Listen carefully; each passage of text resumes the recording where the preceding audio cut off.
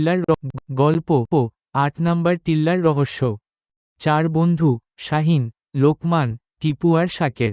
বয়স সবার 28। লোকমান দ্বিতীয় লন্ডন থাকে, মাঝে মাঝে ছুটিতে আসে।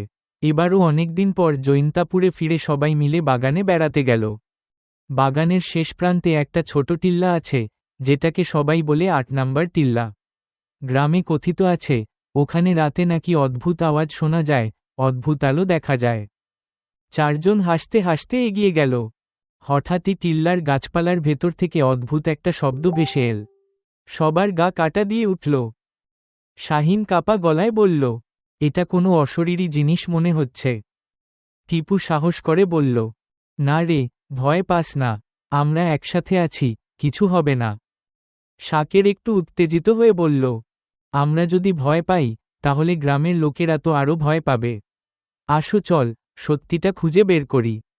লোকমান চুপচাপ দাঁড়িয়ে থেকে ধীরে ধীরে বলল, তোরা জানিস, আমি কতদিন পর এসেছি।